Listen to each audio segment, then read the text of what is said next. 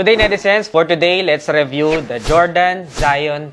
Tara! So yan, netizens, medyo marami nag-abang din dito sa Zion 3 kasi nga, yung pinaka-inaabangan nila is yung specs na drop-in midsole, which is makikita nyo mamaya. Pero tingnan muna natin yung box niya. Right off the bat, ito yung makikita nyo sa box. Agad dito yung mga logo ng Mud, Sweat, and Tears. Actually, mga mud ito no? Mamaya, papakita ko sa inyo yung mismong loob para mas maunawaan ninyo yung konsepto niya. So, Jordan logo, Zion dito, tapos number 3. So, buksan na natin siya. So, this one is, kung tawagin nila, mint foam or concord. Pero ang pinakatawag sa kulay na to is yung Mud, Sweat, and Tears. Ayan, ilabas na natin siya.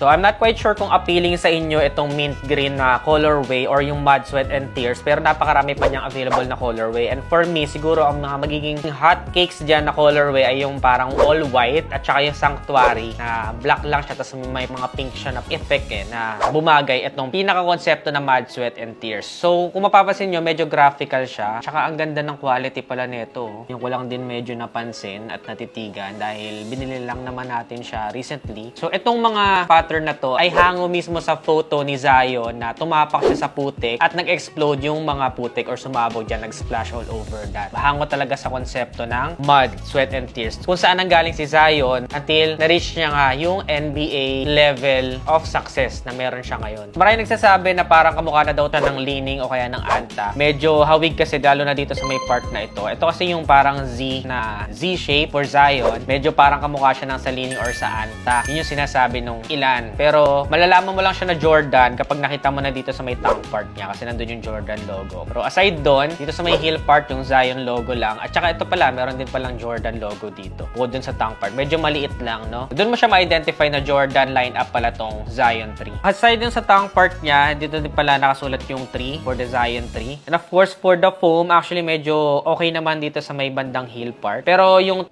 niya, konti lang din yung kapal nung cushion. So, subukan pa rin natin kung anong pakaramdam niya kapag nasa court na. Nung kulay yung splashes niya, meron parang pink, tapos nag-blue, medyo nag-gradient into violet, tapos blue ulit. Ito pa isa sa mga medyo nagpa-astig dito sa Zion 3. First time ko rin yata nakakita ng combination ng translucent na outsole, which is alam naman natin yung translucent na outsole ng Nike or kahit na iba pang sapatos ay mas good siya for indoor usage. Habang ito namang solid rubber ay mas maganda naman siya for outdoor. Itong isang to is combination. Doon sa may bandang 4 foot, ayun yung pinaka XDR or naka solid rubber na outsole. Tapos naka herringbone design pa tayo dito sa may 4 foot. Kaya masisigurado natin kasi isa to sa medyo makapit talaga na pattern pagdating sa outsole ng sapatos. I'm not quite sure lang kung paano yung magiging consistency niya, pero tatry natin siya sa court ngayon din. Before that, tingnan muna natin ng malinis, no? Isa pa sa napansin ko, super sticky na itong kanyang pinaka outsole. Na tipong kapag tumatapa ka lang, maririnig mo na para siyang sticker na kumakapit dun sa pinakasahig. Yun yung isa sa napansin ko. So, I'm hoping na magiging maganda yung traction niya. One thing na dapat nyo malaman for Zion 3, hindi siya ganun ka-friendly sa mga wide footers na players dyan kasi sobrang sikip niya. Actually, for my size, nag-a-add half na ako palagi sa size ko pag sa basketball. Pero this one, kahit full size up na or 1 inch na yung aking inad, medyo masikip pa rin siya. Bala ko mag 1.5 siguro, pero masyado nang hahaba yung pinaka-allowance dito sa toe part. So, nag-stick na rin din ako sa 8.5. Feeling ko okay na rin naman yon. It needs a little bit of break-in lang siguro para mas ma-enjoy ko tong sapatos na to. But we will see sa court. Siguro sobrang nipis lang na medyas ang susuotin ko for this one. And ayun na nga, yung pinaka-inaabangan nila na technology for the Zion 3 ay itong kanyang drop-in midsole. Somehow, similar siya sa Kobe kasi drop-in midsole siya. Ito yung natatanggal yung midsole niya or yung loob. Ito, natatanggal siya. So, parang idadrop mo lang siya dyan. Ganun lang siya kadaling tanggalin. Ang isa sa mga advantage nyo, kung makikita ninyo, salong-salo yung paa ninyo, meron siyang parang margin dito, mga borders. So, mas nakakatulong siya sa comfort. One thing also na napansin ko, yung mud na pattern ay nandito rin sa kanyang midsole. Tapos, isa pa sa medyo pangamba ng iba is baka maging stiff, lalo na dito sa heel part. So, gumamit sila ng Formula 23, pero somehow before kasi medyo stiff pa rin kahit yung Formula 23 na rubber. Pero, this one around, ang ginamit nilang Formula 23 is mas organic na. Tapos, meron din silang Nike Air Zoom na ginamit nila dito sa pinaka forefoot ninyo. Mas makakatulong ito sa pagiging bouncy, lalong-lalo na sa pagtalon natin while playing the game. So, ito yung medyo excited na ako na part. Ayon sa mga enthusiasts din, of course, yung mga medyo nakapag-try na ng iba't ibang sapatos, internationally, yung mga nakita natin na shoe vlogger sa ibang bansa ay napakaganda ng feedback nila pagdating dito sa Air Zoom, lalong-lalo na nakapwesto dito sa forefoot. So, that's something na ilulook forward ko at makikita natin kung maganda nga ba siyang ipanglaro. So, excited na ako, testing na natin siya sa court, and of course, disclaimer lang guys, hindi naman ako magaling mag-basketball, pero kaya ko siyang pakiramdaman para maihatid dun sa mga bibili pa lang kung ano nga ba yung pwede nyo i-expect if you will be using Zion 3. So tara, subukan na natin siya sa court.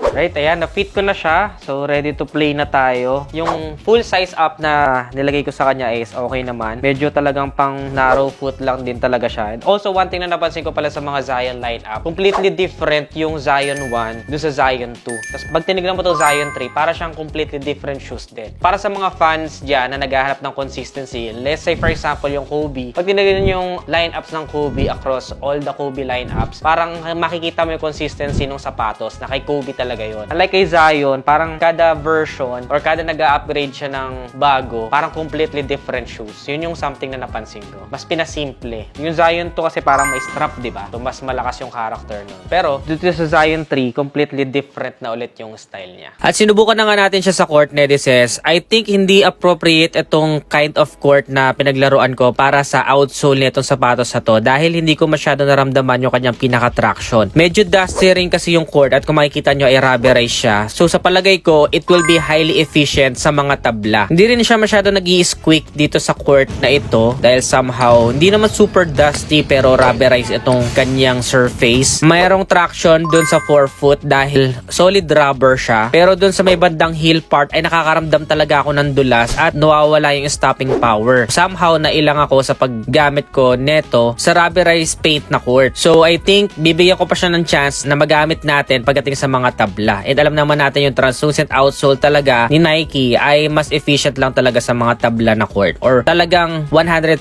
na indoor court. Pagdating naman sa heat load ay wala gaano at hindi naman sobrang sumakit yung aking paa. Nagustuhan ko rin yung kanyang pinaka Nike Zoom Air dahil mas comfortable na tumalon-talon at mas confident ka na mag-jump shot o kaya naman ay mag-drive sa loob. Aside from that, the performance is really good at I highly recommend this sa mga tabla na court. Overall, nagustuhan ko naman yung experience ko sa kanya aside nga lang na hindi tugma yung pinaglaruan ko na court doon sa outsole ng sapatos. Pero at least na-try natin dahil kagaya nga na nakita natin na combination siya ng solid rubber which is pang XDR or pwedeng outdoor and indoor and translucent. But for me, mas lamang na maging highly efficient siya sa indoor court na tabla talaga. Magugustuhan nyo din tong Zion 3 Netizens kung magagamit nyo siya sa mga indoor courts and I will make sure na i-update kayo kung ano pa yung magiging feedback ko sa kanya kapag nakapaglaro na talaga tayo ng tabla at nagamit natin siya doon. Yun lang Netizens, ano pang mga iba sapatos ang gusto nyo mapanood next vlog? Comment your suggestions below. Nagustuhan nyo ba ang Zion 3? Anong masasabi nyo sa kanya? Comment your thoughts below. Kung nagustuhan mo to, don't forget to give this video a heart and follow this page for more. Again, this is another episode of Sneaker Ned. See you in the next vlog. Bye-bye.